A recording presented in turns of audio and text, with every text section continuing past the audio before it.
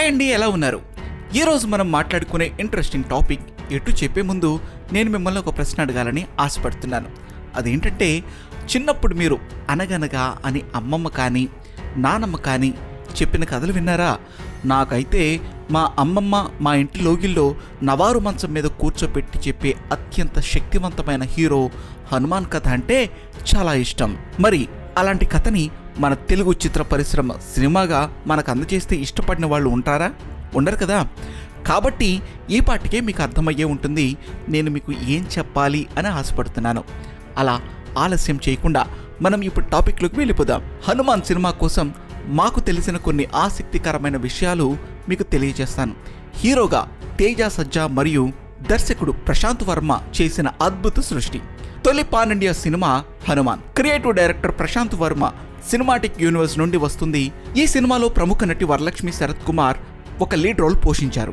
మన తెలుగు ప్రజలకి సంక్రాంతి పండుగ కానుకగా ఈ సినిమా 2024 జనవరి 12న విడుదలైంది. ముఖ్యమైన విషయాలు ఏంటంటే, ఈ సినిమా డైరెక్టర్ మన కోసం అంజనాద్రి అనే ఒక కొత్త విలేజ్ని క్రియేట్ చేశారు. ఆ విలేజ్ చుట్టూ ఈ కథ మొత్తం తిరుగుతూ ఉంటుంది. ఈ సినిమాలో కథానాయికగా అమృత అయ్యర్ నటించారు. జాంబిరెడ్డి తర్వాత ప్రశాంత్ తేజ కలిసి చేసిన మ్యూజికల్ హిట్ ఈ సినిమా షూటింగ్ 2021 జూన్ 5న స్టార్ట్ అయింది. ఈ సినిమా షూట్ చేస్తూ ఉండగా చాలా ఇబ్బందులు ఫేస్ చేశారు తేజ సజ్జా. ఆరోగ్యపరంగా ఎన్నో ఇబ్బందులు వచ్చినా తేజ ఈ సినిమాను పూర్తి చేశాడు. ఈ సినిమా 11 భాషల్లో రిలీజ్ చేశారు. ఈ సినిమా కోసం 3 సంగీత దర్శకులు పనిచేశారు. సంగీత దర్శకుడు అనుదీప్ దేవ్, కృష్ణ సౌరభ్ చెరొక పాటను కంపోజ్ చేశారు. ఇక మిగిలిన పాటలను, నేపథ్య సంగీతాన్ని గౌరీ హరి అందించారు. ఈ సినిమాకి షూట్ చేసిన ప్రతి సీన్ ఒక్కో మెట్టుగా ఉంటుందని చెప్పారు. ఇక ప్రజలందరూ బాహుబలి సినిమాలో విఎఫ్ఎక్స్ చూసి ఇలాంటి మ్యాజిక్లు రాజమౌళి మాత్రమే చేయాలి అని అనుకున్నారు. కానీ ప్రశాంత్ విఎఫ్ఎక్స్ ని హనుమాన్ సినిమాలో హై రేంజ్ లో చూపించారు. ఈ సినిమాలో మొత్తం 1600 విఎఫ్ఎక్స్ ఫ్యాన్స్ ఉన్నాయి. వానరం, మౌస్, టైగర్ ఇలా ఇవన్నీ విఎఫ్ఎక్స్ ద్వారా క్రియేట్ చేసేశారు. ఇదంతా క్రియేట్ అని డైరెక్టర్ చెప్పేదాకా మనకు తెలియదు. ఈ సినిమాలో విలన్ గా వాన సినిమా హీరో వినయ్ రాయ్ చేశాడు.